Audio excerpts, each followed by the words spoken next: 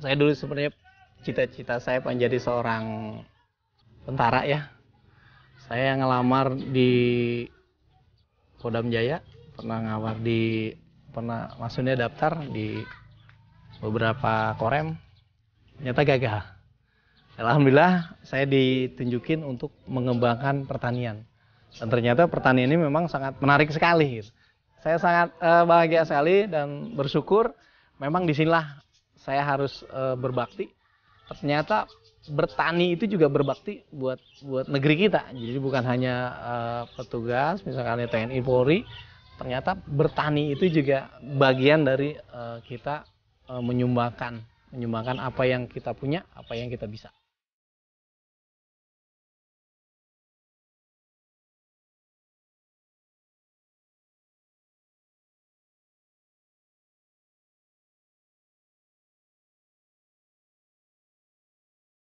Kita dari Kementerian Pertanian dulu ada namanya Gerakan Sadar Pangan dan Gizi. Jadi kelompok tani Kali Licin ini diberi stimulan bibit belimbing dewa sebanyak 500 tanaman, 500 batang. Jadi petani mula-mulanya memang kita banyak terkendala. Yang pertama adalah kita belum tahu ilmu cara menanam belimbing dewa karena kan ini sesuatu yang baru. Tapi lama-kelamaan petani ini banyak belajar, kita banyak bertanya ke berbagai sumber, yang alhamdulillah kita bisa mengembangkan buah belimbing dewa. Karena kita keterbatasan lahan gitu. Ya kita juga tidak menyerah begitu saja. Belimbing ini kita buat intensifikasi tanaman. Jadi produktivitasnya kita genjot. Jadi yang dulunya produksi misalkan hanya 500, kita sekarang bisa sampai kita genjot produksinya sampai 1000 sampai 2000 sampai 3000 buah per pohon. Makanya itu perlu keahlian yang khusus untuk mengembangkan belimbing dewa ini. Yang alhamdulillah di Depok ini para petaninya sudah mempunyai keahlian tersebut. Jadi keahlian yang untuk membuat produksi ini semakin baik.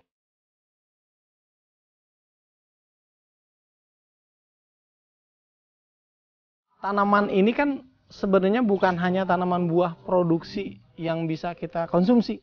Jadi tanaman belimbing ini sebenarnya kalau kita isukan untuk penghijauan kota ini sangat masuk akal sekali. Gitu. Kalau di Depok ini cocok sekali untuk penghijauan. Kenapa jadi ikon? Karena penghijauan ini kan penghijauan masyarakat yang memang secara sukarela menyumbangkan penghijauan untuk pertanian kota. Makanya ini sangat cocok sekali belimbing dewa ini ditanam di Depok untuk penghijauan, untuk tanaman produksi yang bisa mengangkat nilai ekonomi masyarakat. Dan juga sebagai konservasi untuk resapan air. Karena Depok ini sebagai penyangga ibu kota yang airnya apabila hujan bisa kita tampung, bisa kita resapkan ya melalui tanaman-tanaman ini.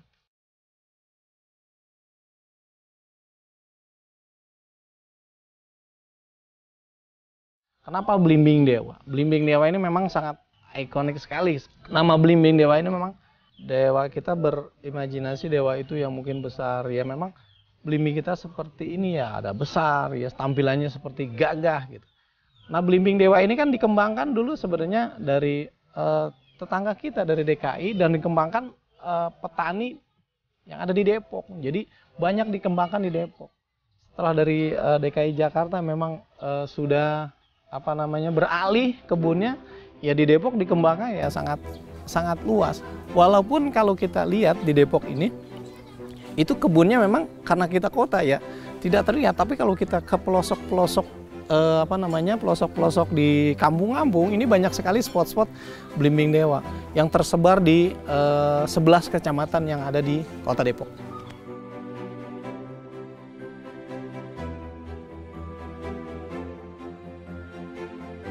Kalau lahan saya sendiri ini karena kita perkotaan ini relatif kecil, yang kita punya di kebun saya sendiri ini luasnya hanya 0,5 hektar gitu.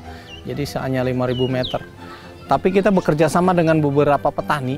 Jadi petani itu ada yang punya misalkan 10, 50 sampai beberapa ratus pohon. Jadi kita bekerja sama. Jadi kita kumpulin tuh produk-produk petani dan juga kita mendampingi petani bagaimana cara menanam dan berbudidaya belimbing yang baik dan benar.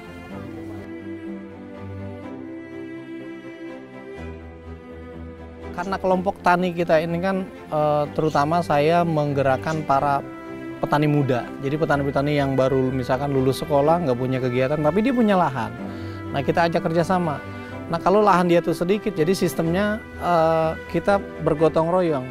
Jadi kita rekrut teman-teman kita, para petani muda khususnya yang dulunya enggan bertani, tapi dengan belimbing, alhamdulillah kita petani itu semangat. Karena hasilnya belimbing itu sebenarnya karena produktivitas tinggi, jadi petani khususnya petani muda mau terjun ke sektor pertanian.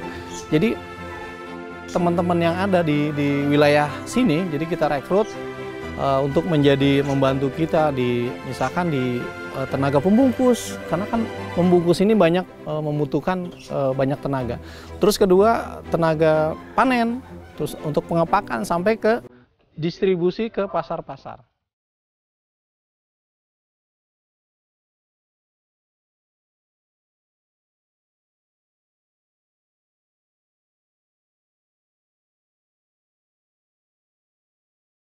Kita sekarang rata-rata permintaan per hari itu permintaan rata-rata 1 ton, jadi 1000 kilo per hari gitu. Itu minimal. Kalau kita rata-rata taruhlah 1 kilo, bahkan kalau ada permintaan lebih bisa sampai 2000 kilo atau 2 ton gitu.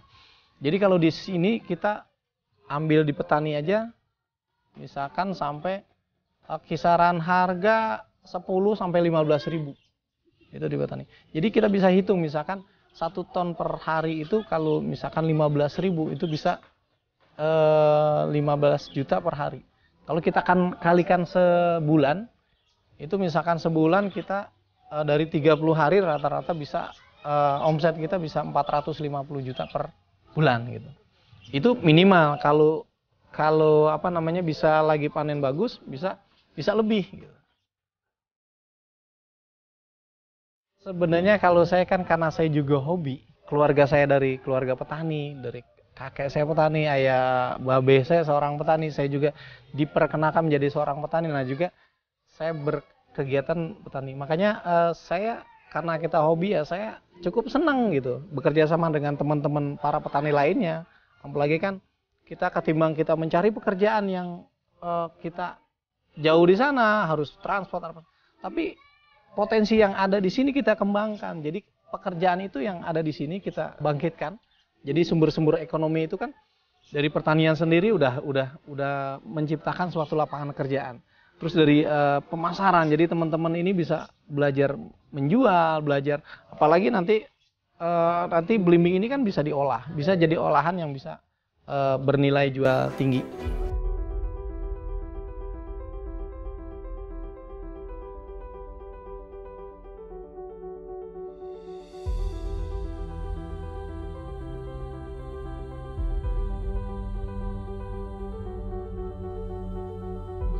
Saya dulu sebenarnya cita-cita saya pengen jadi seorang tentara ya.